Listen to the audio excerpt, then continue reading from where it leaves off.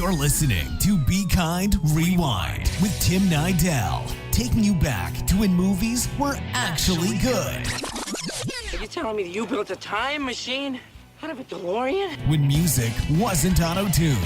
When TV only had a few channels. And now, here's your host, Tim Nydell.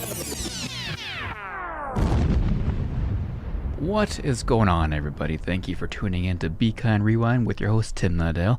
That's me, of course. You can follow me online at Tim_Nydell, or check out my website for all my links, timnydell.com.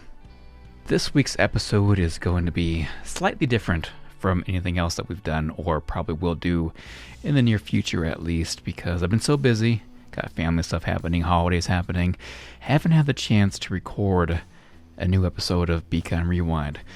So, if you listen to the past two episodes, you know I do another podcast called Saturday Morning Rewind, where I interview my favorite voice actors from my childhood and my teenage years and everything. So I'm going to feature an interview that I did with actor James Woods. Of course, you know him from many, many amazing films from the 80s and 90s. And he also voiced Hades in the Disney animated Hercules movie. And that's mainly what we're going to be talking about during this interview. So like I said, this is one of my interviews for Saturday Morning Rewind. You can check it out, SaturdayMorningRewind.com.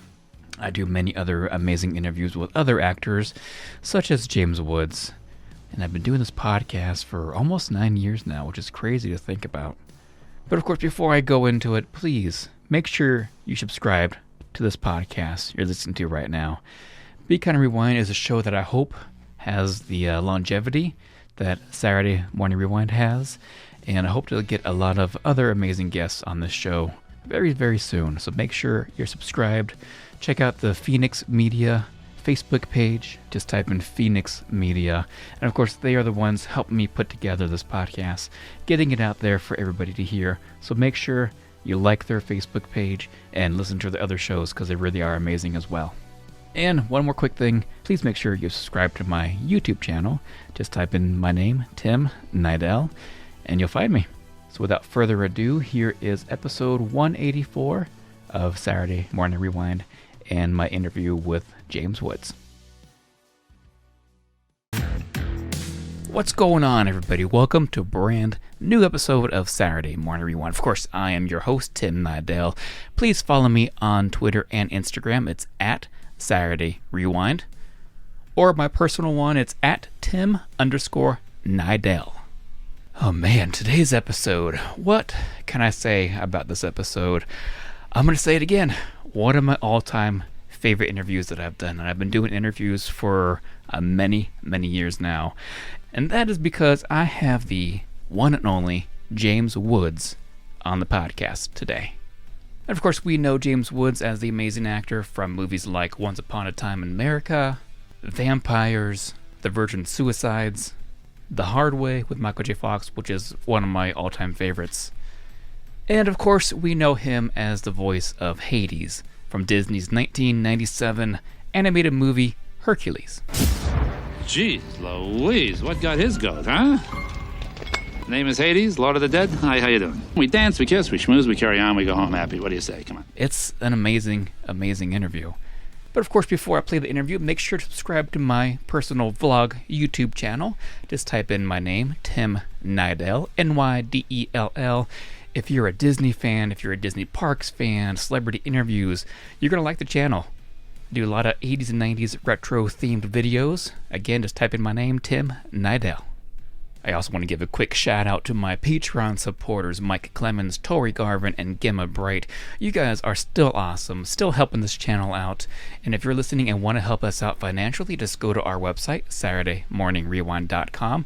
Go to the donation tab and check that out. Patreon is a once a month charge. It starts at $2 a month and goes up from there. Or if you just want to give a one-time donation, you'll see the link to our PayPal address on the donation tab as well. Again, that's SaturdayMorningRewind.com. And without further ado, here is my one-on-one interview with James Woods.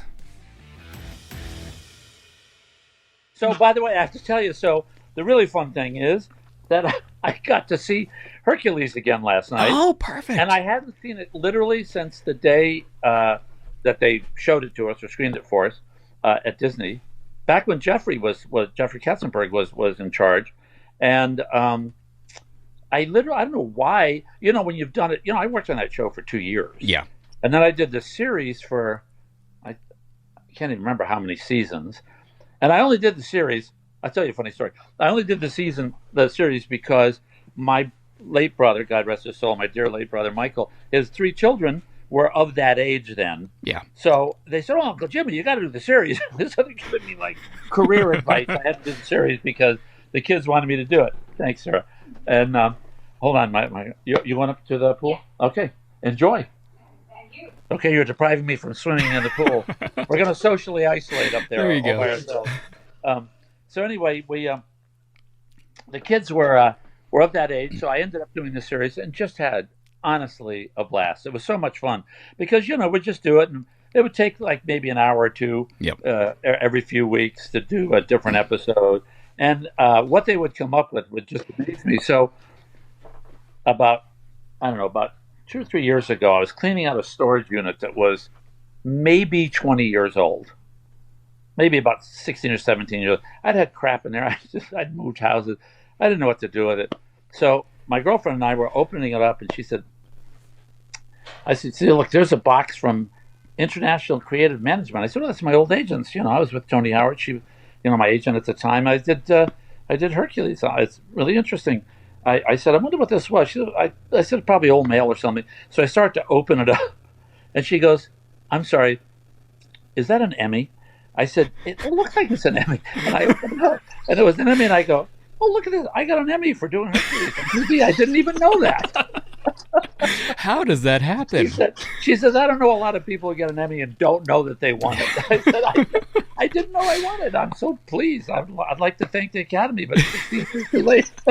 Go ahead. Make a speech right now. We want to hear it. I'd like to thank the Academy. What was my hair up before I do? Oh, thank you very much. Okay, we'll schmooze, we'll dance, we'll carry on. How do you like this thing? It's made of gold, and so am I. Oh, man, that's epic. Which reminds me, one of the fun parts of Hercules was actually how I got the job. And, the one thing I'm most proud of is I never believe that I'm qualified for a job if I don't think I'm the right person for a job. I've had times where I've gone in for a role and I said, what, I really appreciate your asking me, but who'd be really great at this, etc. And a lot of very fine actors will do that. John Voight has done that for me. I know other actors that I recommended you, they wanted me, but I really think you'd be right for that. I mean, you'd be amazed at other actors that we often have done that for each other. And there was a really wonderful actor, a man I love, and in a situation like this, I'm going to remain nameless, but okay. I'd known him since my college days. He'd gone to Harvard, I'd gone to MIT. We were friends. He's an Emmy Award-winning actor himself. I think he might even have won an Oscar. A wonderful guy, just a great guy. And he was the original voice of Hades. Now, nobody takes it personally when it comes to animation casting if you're not right for something or it's not working. They often change midstream with actors because there's just a certain tone to the voice that you can't change. It has nothing to do with performance. And everybody auditions. Now, this is just before the break point when actors were getting paid huge sums of money and getting billing in animation. When Robin Williams did his amazing performance in Aladdin, and when Mel Gibson did Pocahontas, I believe, wasn't he in Pocahontas? He was. Yes. Yeah. And we worked for virtually minimum. We didn't get anything. We didn't get any billing or anything. It was like people knew through press that these star names were doing these parts, but it wasn't about star casting. It was about the right voice. And everybody auditioned, believe it or not. Mel Gibson at the time was the biggest star. He auditioned for Pocahontas. We all auditioned. That was just understood because they wanted to fit the voices together. And nobody took it personally. You got to audition for Disney. You say, everybody wants to be a Disney villain. It's like the great feather in your cap to be or a Disney hero. So they called up and they said, we'd like you to come in for Hercules to play Hades, and we can't give the script. They're very protective of the scripts. But, I said, sure, of course, I'll come in, be happy to. Honored. Jeffrey I know Jeffrey's a friend of mine. We play poker together sometimes. So, Jeffrey would like you. I said, great, I'd love to come in. So I come in, and they said, look, we want to play you what we have for this character, and we're going to show you a little bit of Nick Ranieri was my lead animator, who of course did Lion King. Yeah, phenomenal guy, and he's pencil and paper. My entire character was done by pencil. Wow. Pencil and paper, and I have so many. Like, he'd send me notes and he'd do drawings of me as Hades when I was nominated for an Oscar for another role, and it was amazing, how he would. Send these things. I got them framed all over the house because, with a great Disney animator. Anyway, so they showed me a little bit of a black and white, almost like, those old things where you flip the paper and the cartoon moves, a little flip pad of the character with this original actor's beautiful voice. And the idea was, I am Hades, the Lord of the Underworld. How dare they come to me? And that was sort of the over-the-top British, although he's not British, style. And they said, look, we're this is very traditional, and it's very powerful, and he's a fabulous actor, but we're missing some edge to this. And I said, well, I can't do more than that, because he has that very stentorian quality and is able to do that, and I can sort of do it, but I don't think I'd do it as well as he did. I said, but I'm not going to get cast in this. I'm not really right for it. But I do it and the scene had been when he first comes in, to celebrate the birth of Hercules. Yep. Mount Olympus, and he walks in. Hades ready, but hey, how you doing? Nice to see you. Nice face. What's that little moussaka you got there? Hey, come on! I got a few jokes on for you. Is this an audience or an oil painting? They changed it to mosaic. But I started just ad-libbing, and my role model was kind of, quite frankly, a sort of a CAA agent kind of. Wow. Some slick, who's ever slick. I'm not putting on CAA. I had a wonderful CAA agent, actually. William Moore. A talent agent / used car salesman. Exactly. Huckster, slick Hollywood guy, in the cartoon sense. I'm not demeaning anybody. I mean, it was like, hey, how you doing? A schmoozing guy, a schmoozaholic. Hey, how are you?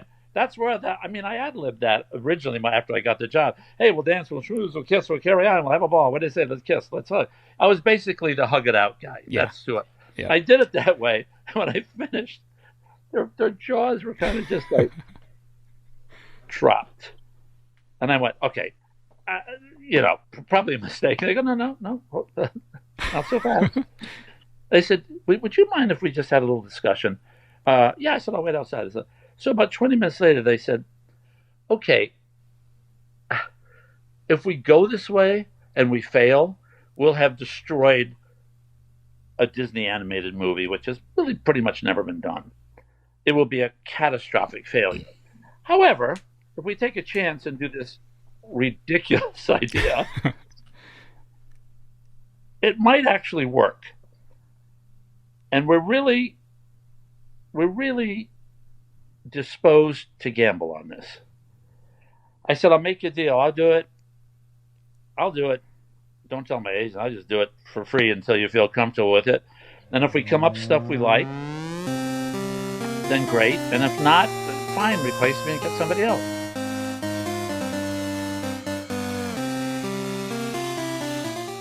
Allison is perfect. I mean, she'd never tell you that. She's humble and perfect. She likes everyone. She even likes her untidy roommate's weird guinea pig. Allison, wait, are you texting and driving? Allison, no. That's the exact opposite of what I was just saying about you. Why, Allison? Why? Texting and driving makes good people look bad. Visit StopTextStopRex.org. Brought to you by the National Highway Traffic Safety Administration and the Ad Council. I'm Paul George of the Indiana Pacers. When I was 6, my days were spent playing basketball. When I was 6, my dream was to make it to the NBA. When I was 6, my mom had a stroke. So I want you to learn to spot a stroke fast. F-A-S-T. F, face drooping. A, arm weakness. S, speech difficulty. T, time to call 911. I'm Paul George. Spot a stroke fast. Visit strokeassociation.org. Brought to you by the American Stroke Association and the Ad Council. My name is Lola Silvestri, and I'm going to be 95 this year. I was very independent. I fell, and I had to have Meals on Wheels. America, let's do lunch. 1 in 6 seniors faces the threat of hunger, and millions more live in isolation. Drop off a hot meal and say a quick hello. Volunteer for Meals on Wheels by donating your lunch break at americaletsdolunch.org. This message brought to you by Meals on Wheels America and the Ad Council. I spend a lot of time in the backyard, and I'm the center of attention at summer barbecues. In '96, I made some of the tastiest s'mores. And in '09, it was me, your backyard fire pit, that accidentally started a wildfire when a summer breeze carried one of my embers into some dry brush. Spark a change, not a wildfire. Visit SmokeyBear.com, brought to you by the U.S. Forest Service, your state forester, and the Ad Council. Only you can prevent wildfires. My name is Lola Silvestri, and I'm going to be 95 this year. I was very independent. I fell, and I had to have Meals on Wheels. America, let's do lunch. 1 in 6 seniors faces the threat of hunger, and millions more live in isolation. Drop off a hot meal and say a quick hello. Volunteer for Meals on Wheels by donating your lunch break at americaletsdolunch.org. This message brought to you by Meals on Wheels America and the Ad Council. Hey everyone, let's all stop what we're doing and take a moment. You see, every moment can be kind of special. But they can be loud moments, goofy moments, dorky moments, it doesn't matter. Because every time dads like us take a moment like that to spend with our kids, well, it's pretty momentous. So let's take a moment to make a moment. Call 877-4DAD-411 or visit fatherhood.gov. Brought to you by the U.S. Department of Health and Human Services and the Ad Council. You're listening to Fenix Media. Listen live and explore more great shows at fenixmedia.us.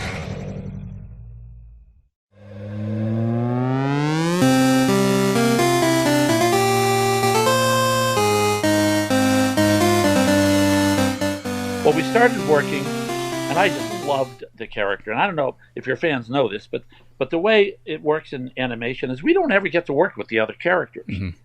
You know, I didn't even know that Susan was, was playing Meg. I didn't. It was really, I think finally at the very end I got to do one scene with, was it Meg or was it with Hercules? I don't even. I think with Hercules, with Tate. So we started working, and they laid down all the voice first. And I'm not kidding. It was over a 2-year period. So I sort of loved the character a little bit, and I was always ad-libbing, and they'd love the stuff, and they'd laugh. They go, that's ridiculous. I'd be, hey, and they go, well, we'll tone that down a little, but, and then we do, just crazy versions where I'd take a scene, I'd do it as written, and then I'd just literally rip it and would do it for 2 hours, just crazy, insane stuff. And I remember saying, hey, remember that, one of my favorite things was I said, do you remember the scene in the John Travolta movie where he, his famous movie, not Staying Alive, but the original Saturday Night Fever, yeah, where he's sitting at the table and his dad comes in and slaps him on the head and he goes, whoa, hey, my hair, come on, my hair, dude. And I remember thinking, I said, I've got this like gorgeous hair. Can we do something like, whoa, my hair, maybe I get splashed and my hair gets ruined or something. I was like, whoa, is my hair out? And it's like, and they ended up doing it. It's sort of the go-to thing I do whenever parents will bring their kids and say, you know who that is? That's Hades. And the kids will look at me because of course there's some old guy right here. Then they go, they're 3 years old. I go, that's not Hades. That's some old guy. And then I'll do, hey, which one's will dance? Or I'll do, whoa, is my hair out? And they'll kind of go, oh yeah, because they hear the voice. It's very funny. So a lot of the character was then created through their very gracious the directors, Ron Clements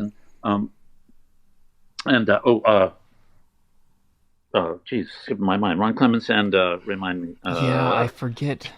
Well, I'll look it up, and you'll look it up while I'm talking. I sure will. Yeah, it's been a while. Sorry about that. My apologies. But anyway, the directors were also involved in the writing, obviously, and with the writers. And they were willing, like all good writer-directors that I've ever worked with, whether it's Oliver Stone or, Scorsese, who does a lot of the writing in his scripts, even though people don't realize that. And, they allow actors to ad-lib, not to change things completely without their permission and not to do the original script, but they allow improvisational sessions. They have the courage of their own writing, where they will allow an actor to try to reach for things, especially a colorful character like we were designing. So what happened was the character started to create on his own, to be created on his own or evolve on his own through these sessions of improvisation that we all did together. So they say, do that again, and say, hey, is this, it's a famous old line, a Henny Youngman line where he goes, hey, is this an audience or an oil painting? Or maybe it was it Henny Youngman? One of the greats who said it. And so they changed, is it an audience or is this a mosaic? And, all the Greek-related jokes. But we ended up literally kind of stirring this soup to create the character. And I have to give 100% credit to the directors and the writers who were willing to go with it. And then, we all got this kind of infected by the spirit of improvisation that just let the character flow. And they even made it so he looked a lot like me. Hope I'm better looking, because I'm the only pure Disney character who doesn't have U-shaped eyes. I have round eyes. Oh, and very rarely, all Disney animated characters have U-shaped eyes. Yeah, to some degree. My character is around. He's perfectly round eyes. I never thought of that. Yeah, that's amazing. I got the name. It's John Musker was the other director. Oh yeah. So sorry that I left his name out. But it was a fabulous crew to work with. You work with Disney. It's just one of those one in a lifetime experiences. Absolutely. And I had it was just off the beat story. This little girl, all the time I would get, people always come up. I see they have 5 or 6 or 7 or 8-year-old kids, 10-year-old kids. They're going to ask about Hades. They always come over and they want an autograph or something. And this little girl came over with an autograph. She was like 5 years old. She was like a Disney princess. And she goes, Mr. Woods. I said, yeah. She said, could I get your autograph? And I said, oh, yes, I'd be happy. I said, so I guess you saw Hercules, huh? She goes, no, but I saw his movie. And I realized then how precious it is to be in a Disney movie. She literally knows that Hercules is out there somewhere. Yeah. She saw his movie that he starred in, but she hasn't had a chance to meet him yet. That's amazing. These Disney characters for children are so real, so much a part of their little zeitgeist of their experience and culture, and you have a big responsibility. So one of the reasons I'm in every game, and you go to any Disney park, they always call me up, hey, would you do 3 lines for a Disney water show? I said, absolutely. I really feel that I own that character. It's very much a part of my career that I'm extremely proud of. I said, the funny thing is, I did all these movies and serious movies playing the villain, with all these great, Sergio Leone and everybody else. And in many ways, a lot of my proudest legacy is the animated characters, whether it's Family Guy or The Simpsons, and of course, most certainly my work with Disney. It scares me though, man, when they announce the live action Hercules. If they don't get you to play Hades, I'm going to be worried.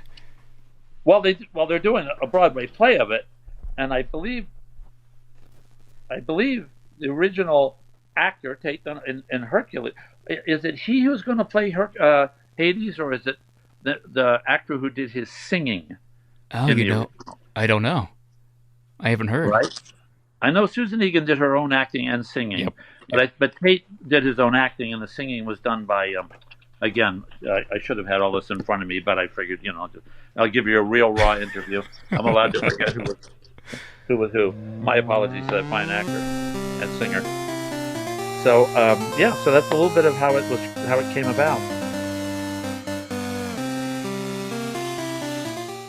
Dear John, I'm leaving.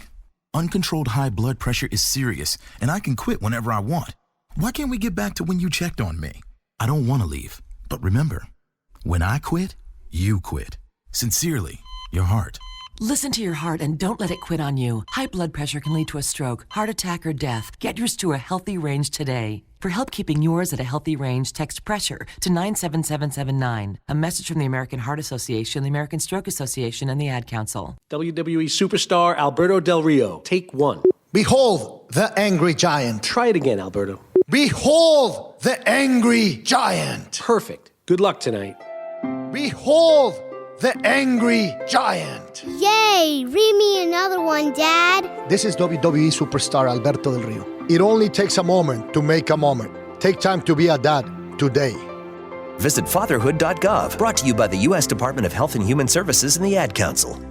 It may be hard to believe, but people just like you are already saving money. FeedThePig.org makes it easy. Their simple savings plan teaches you how to start saving without going overboard, so you don't need to sell all your belongings and live in a commune. These dungarees belong to all of us now, Tom. You don't need to get a second job as a stuntman. We need a new stuntman! You just need FeedThePig.org. Don't get left behind. Get tips and tools at FeedThePig.org. Brought to you by the American Institute of CPAs and the Ad Council. Most of my family, they never graduated high school, so I'm trying to break that barrier. My daughter Brooklyn was also a motivation for me to go back to school. Every day after work, went straight to school, and it paid off. At age 26, Kareem finished his high school diploma. I could not have done it alone. I see the future is really bright for me. No one gets a diploma alone. If you're thinking of finishing your high school diploma, you have help. Find free adult education classes near you at finishyourdiploma.org. Brought to you by the Dollar General Literacy Foundation and the Ad Council. So I'm a cat, and I just moved in with this new human, and she's got this little toy she's always playing with, all day long. Tap, tap, tap, tap, bloop, bloop. She can't put it down. There it is. Oh, and get this. She even talks to it. Last week, she asked it for Chinese, and guess what? Egg rolls showed up. Like magic. Humans have cool toys. A person is the best thing to happen to a shelter pet. Be that person. Adopt. Brought to you by the Ad Council and the ShelterPetProject.org. What if I told you that a tornado was going to happen tomorrow, right where you live? That it would touch down at exactly 3:17 p.m., and I told you the exact path it would take. You would, of course, prepare. You would talk with your loved ones, and you'd make a plan today. It's true, I can't tell you a tornado will strike tomorrow, but shouldn't you have a plan anyway? Go to ready.gov/communicate and make your emergency plan today. Don't wait. Communicate. Brought to you by FEMA and the Ad Council. You're listening to Fenix Media, the future of broadcasting. Explore more great shows at phoenixmedia.us.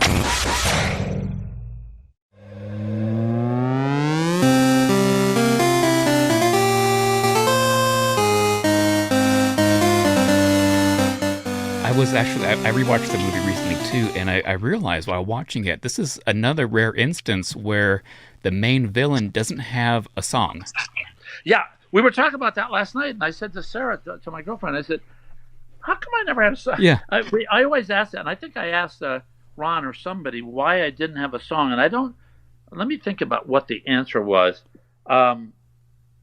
Because, you know, even the villain in The Hunchback of Notre Dame had a song. Exactly. I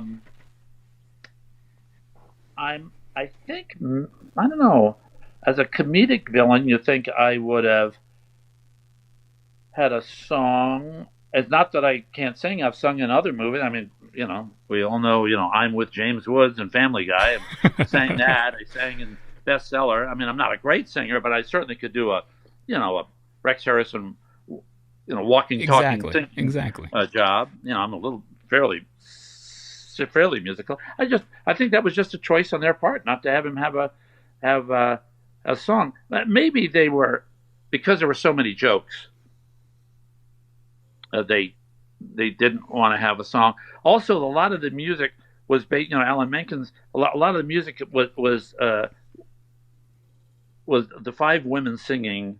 That chorus was very, you know, sort of gospel. It was, the whole idea was the five gospel singers basically when they do Zero to Hero and all those songs. Maybe my character just didn't fit into a musical riff, and they would rather have him talking and joking than. And he blows up every once in a while, than just stopping and doing a song. It might take away. He's supposed to be a fairly scary villain, and a lot of it, because of the humor, makes it not as scary, and then he is scary again when he gets into the death stuff and when he's screaming and exploding. Yeah. A song just might make him not villainous enough. It might take away from the villainy. It might. I'm guessing that was their reasoning. I know you're very passionate about this character, about Hades. What is it that you love? What is it that really draws you to this character? Gee, that's I've never actually thought of it. So I'm going to give you a truly spontaneous response. I mean, I like that he's actually kind of vulnerable. And I know that seems silly because he's the Lord of the Underworld and he's causing all this chaos and he wants to take over the world. And especially in the TV series, that was sort of a big issue. But I like him the way we like the Roadrunner in Wile E. Coyote, in the Roadrunner series, Wile E. Coyote. He's so desperate to create evil and he's just so bad at it, really, finally. I mean, I just love that he's just going to take over the world and he can't get really basically anything right. Yeah. And he's schmoozing with Meg, and she sees through him. And, he's got Hercules kind of under his thumb, but even Pain and Panic can't do it right. He can't get on top of them. I mean, for all his bluster and his control of the world, even the three hags who are, cut the thread and send everybody down the river Styx to their death and so on, he just really basically is always one card short in the deck. So he makes up for it with this insane temper and his slick way of manipulating everybody. But for some reason, he just doesn't ever get across the finish line. And to me, that's very funny. I don't know why. Yeah. I like the character because he's such a great comedic character. I'm sure to a child, he's rather villainous when he explodes, and indeed all the people who are supposed to be afraid of him are afraid of him, like Pain and Panic and Phil and everybody else who knows, boy, this guy's a dangerous guy. But all in all, I just love him because he tries so hard to be bad, and basically he's just kind of the Grinch. He can't pull it off. All the great villains try to be villains, but they can't pull it off because deep down inside there's something about him we like. You could almost imagine Hades kind of surviving at the end and being sent out to the old age home and going, I was really tough. I was one of the tougher guys. I just want to say, nobody, people, they took a lot of crap from me. I didn't end the world and I didn't take over Olympus, but that was my choice. I'm just saying, just for the record, that was my choice. You can see him explaining to people who get up and leave and kind of don't want to hear the whole story. Yapping on. I just see him as kind of this noble failure. And there's something I love about that he's just such a loser, and yet thinks he's such a big tough guy. It's just funny to me. Yeah. It's like when puppies bark, you go, okay, you're 7 inches tall. Why are you barking at me? Oh. I'm a lot taller than you are. Was this your big first voiceover gig? Let me think. I was doing a lot of voiceover, a lot of commercial voiceover. In fact, I got my SAG card doing a Campbell's Pork and Bean commercial with Fred Willard, God rest his soul. Oh, wow. Away, and a lot of the people from that original comedy group.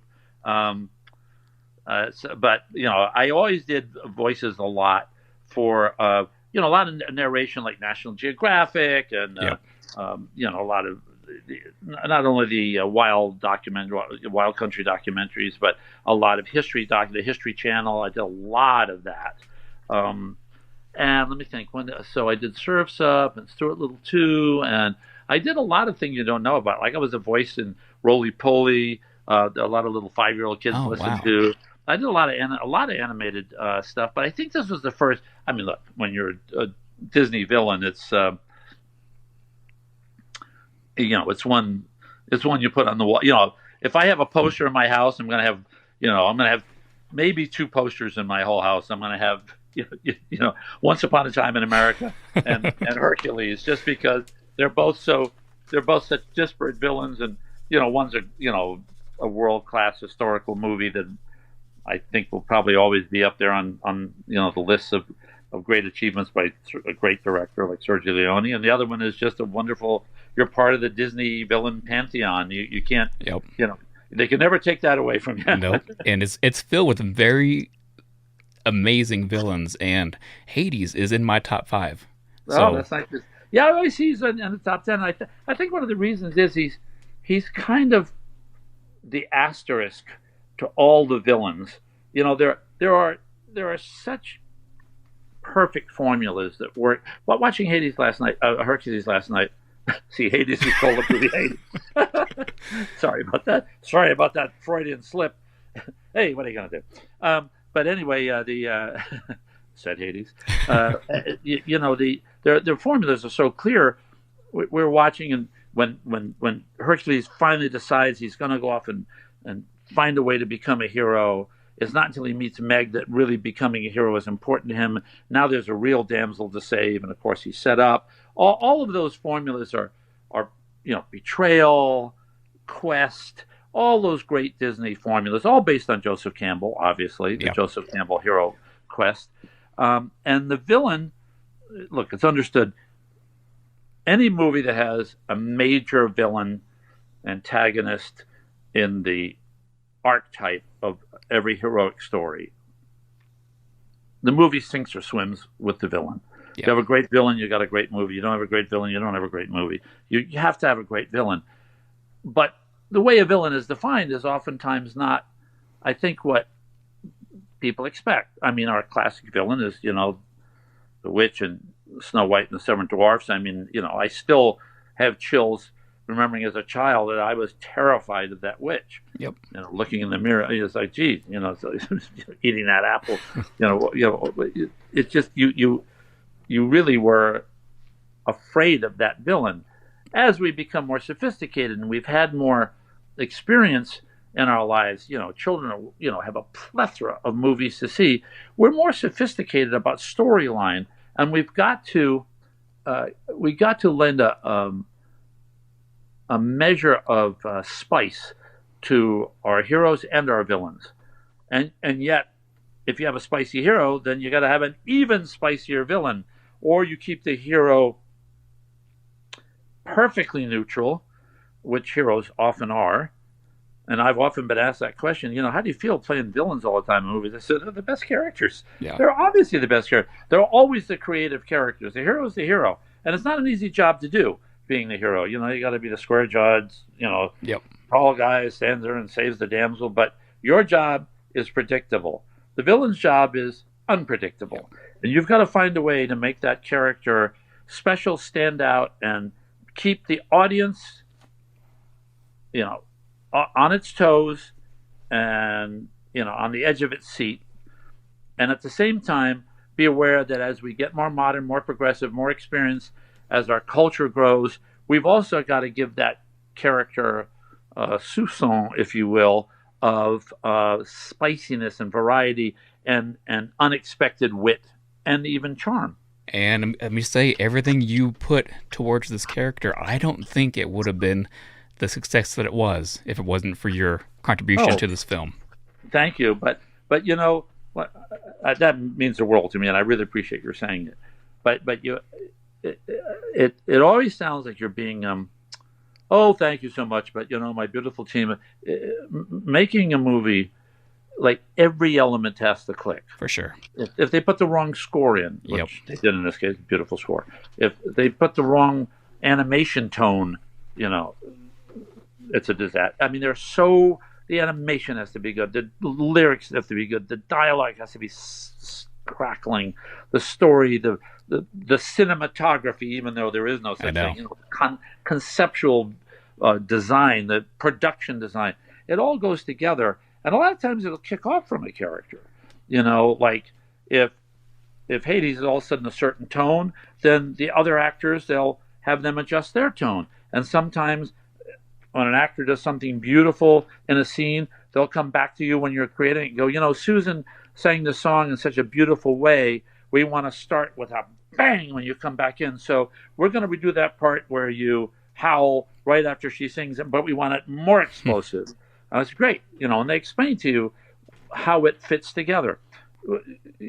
Your compliment means the world, but believe me, it's a team effort, even when you're not recording together. Yep. We dovetail, I think is the best way to explain it, into each other's performances in ways that shape it so it has a kind of harmony. Yeah. So that the sum really is genuinely greater than the whole is genuinely greater than the sum of its parts.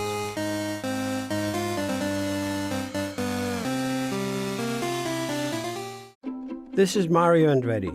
You know me as a race car driver, but I'm also a Meals on Wheels volunteer. I've raced against the sport's biggest personalities, but I've never met more vibrant, amazing people than the seniors served by Meals on Wheels. You can make a difference by dropping off a hot meal and saying a quick hello. So, America, let's do lunch. Volunteer your lunch break at americaletsdolunch.org. This message brought to you by Meals on Wheels America and the Ad Council.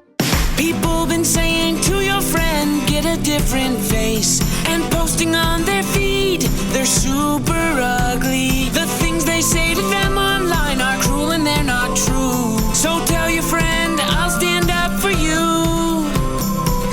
Don't worry, I know what to do. Know someone being bullied online? You can be a witness and make a difference by letting the world know it isn't cool and by letting your friend know you care. Learn more at eyewitnessbullying.org. Brought to you by the Ad Council. Hope you enjoyed your meal. And I just want to say, he's lucky to have a brother like you. Lucky? Caring for my brother is far from easy. But he's a part of me, like my arms and legs, so I'll be his. No time for tired. Nothing can disable this love. He needs me, but I'm the lucky one, even though I need help now and then. If you're caring for a loved one, visit aarp.org/caregiving for care guides and community. Support for your strength. Brought to you by AARP and the Ad Council. Allison is perfect. I mean, she'd never tell you that. She's humble and perfect. She likes everyone. She even likes her untidy roommate's weird guinea pig. Allison, wait, are you texting and driving? Allison, no. That's the exact opposite of what I was just saying about you. Why, Allison? Why? Texting and driving makes good people look bad. Visit StopTextStopWrecks.org. Brought to you by the National Highway Traffic Safety Administration and the Ad Council. I'm Paul George of the Indiana Pacers. When I was 6, my days were spent playing basketball. When I was 6, my dream was to make it to the NBA. When I was 6, my mom had a stroke. So I want you to learn to spot a stroke fast. F-A-S-T. F, face drooping.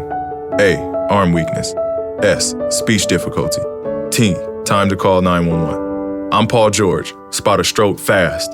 Visit strokeassociation.org. Brought to you by the American Stroke Association and the Ad Council. My name is Lola Silvestri, and I'm going to be 95 this year.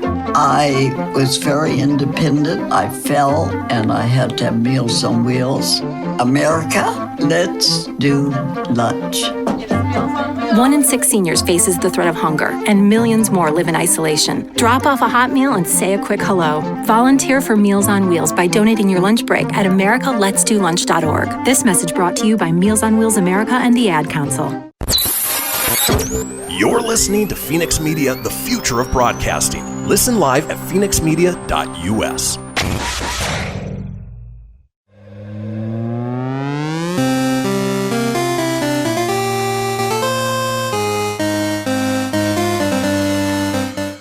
I can't imagine creating an animation from just a blank piece of paper, and then getting Hercules out of that. And the funny thing is, they also video record you, and they ask you to do things in a more animation-friendly way. So let me explain what that means. Okay. There's a great little scene that I use as an example because they actually taught me how to do this.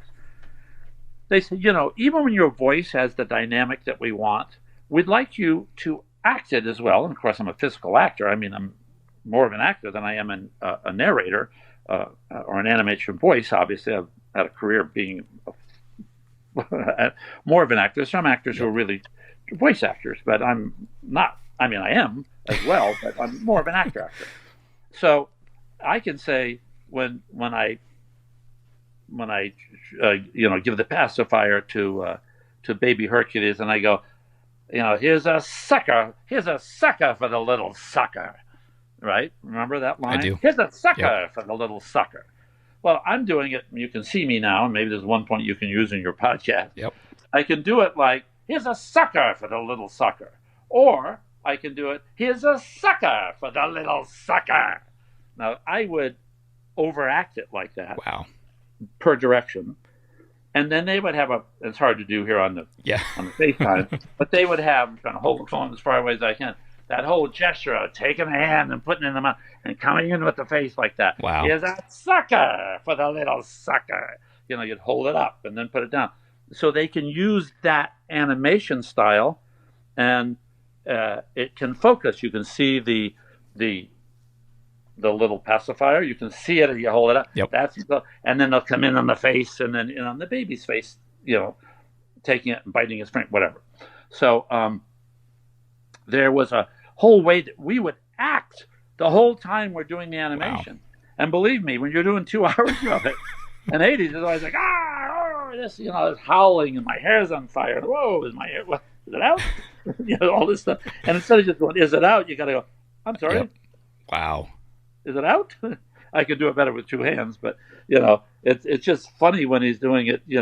All that silly way he behaves. He's such an over the top character anyway. He was born for animation. Yep. Born for animation. But we had to act in an animated way. So when Susan, I never saw her do it, but I seen a couple of the videos when she'd do the seductive stuff. She would actually act like that. By the microphones, so that the videographers could then give that to the animators, and they'd say, because they'd see what her natural rhythm was. Yep. So it was based on the natural rhythm of the actors. So the actors, when you see, all these wonderful actors doing animation, Tim Allen or, Tom Hanks or Cameron Diaz, they're all just such great actors that, when they do it, you can bet they're doing their Tom Hanks thing when they're doing that character, or they're doing the, when, Susan Egan and, Tate Donovan, Tate had to do all that bravura, Hercules, merchandising look that he had. He had to look like, the Charles Atlas Arnold Schwarzenegger superhero. And I think you can hear it in the final project too. I think it really helps with the acting as well. Oh, absolutely does. Because you learn to, look, actors are taught things. I was taught very classically just by experience. When I was at MIT, we had a extracurricular theater called the Drama Shop, the MIT Drama Shop. And, at MIT, there weren't a lot of guys interested in drama, but I was. So the male actors had to be from MIT, but the actresses, the female actors, had to be, or could be, were allowed to be anybody from Cambridge or Boston, from any of the colleges, and even some actresses who had gone to New York, maybe decided they didn't want to be professional, had come back. I was thinking of somebody in particular, two wonderful actresses I worked with in those days, who had been professional and come back and just used to work at, in the plays at MIT. We had this great director named Joseph Everingham, and he had taught at the Bristol Old Vic, and he taught me none of the stuff you'd expect, and none of the method acting, getting the emotion of all that stuff. He taught the way to emphasize he said, always emphasize the nouns over the verbs and the adjectives. So it's not, here's a sucker for the little sucker. It's, here's a sucker for the little sucker. So using that piece that we talked about before, so it's, very important to have all these kind of classical bits of training when you're working, and that leads to a way to master language, especially in animation narration. And actors who haven't had a lot of theater training sometimes aren't quite as comfortable with that yet. Yep. And usually the directors help them with that kind of reading and approach to understanding how that works. Nice. Now, I don't want to keep you much longer, but how are you keeping busy during this crazy quarantine? Well, I play guitar slightly less. Let me just say, as an actor, I was able to afford to eat, thank God. Yeah. I play guitar a lot. As a guitarist, I would have died of starvation by now. But there's always something to learn. So I go on YouTube, and there you go. I go to one of my favorite sites, Active Melody or whatever, all the different ones, and I you can learn online, and I sit and I learn a song, or I learn a blues progression or a bluegrass rundown, or some some lick from a blues teacher, whatever. It would give you. So I play guitar, I swim every day in the pool, and we play poker online on Zoom 3 days a week. Wow. So by and large, I'm carrying on. Who knew that the Jetsons was going to be 100%, accurate in the future? All these online activities that we're doing. Between the Jetsons and was it the Simpsons? Yep. Yeah, between those two, I mean, they pretty much had the future. We didn't need Nostradamus. Nope. That's the funny thing. But I tell you, we've come to realize certain things. How much I think, enjoy socializing. Yep. And it's fun to be in a movie theater and watch, a theater with everybody laughing together and clapping together. If you've ever seen an animation movie, I've done other. I think I went to we had a screening for all of the people at the studio for, I can't remember, one of Stuart Little 2, or one of the movies I did. And, you can hear the kids giggle and clap and laugh, it's an amazing, wonderful thing. By the same token, we've also learned that it's kind of nice, not to be eating and having the waiter standing over your food, and, speaking rather vociferously, now I'll probably, when everybody comes to the table, put a napkin over my food in the future. There you go. And we've learned that really, that people do shake hands, and they've always done it because the other guy might be hiding a broadsword behind his back. But now that we know that broadswords aren't really that popular anymore, and you can die from contact with others who aren't your mates or family, maybe we don't have to do a lot of the stuff we do. I'm happy if I'm not hugged too much by strangers anymore. I can't imagine. I can't imagine it ever again. Well, James, I want to thank you so very much. Like I said, big fan of your work, so I really cherish this time I had with you. Thanks. Can I just say one other thing? Of course. One of the things that I'll tell you, the proudest thing that I've experienced in my entire career. Years ago, I was on the cover of a magazine, and I was really thrilled because I'm not a cover guy. It's like I've never been a sort of movie star. I've been more of a character actor who was luckily very successful. They have you star in things, but I've always thought of myself more as an actor, not like a star. Yep. But I was on the cover of Autograph magazine, I think it was called, or Autograph, whatever it was. But I was voted the #1 actor in the world for signing autographs, that I was the most amenable to his fans. And I was so proud of that because I've always signed autographs. I've always so loved my fans because they're always so gracious. They go out of their way to be complimentary and supportive. And it means a lot to them. I always say to people, take the time. Somebody who's really admired your work for years and they participate in it, you owe them just that moment of acknowledging who they are in your life. Yep. So, 2 things. One, I love my fans, and I'm incredibly grateful to them. And I advise every actor I know to remember, when a person comes up to you and asks for an autograph, before you say no or before you ignore them, just remember, they pay your salary. They are your boss. Yep. Anyway, thanks, Tim. It's been a pleasure. Of course, Thank you so man. much. Take care. I'll talk to you later. Bye-bye. Bye-bye.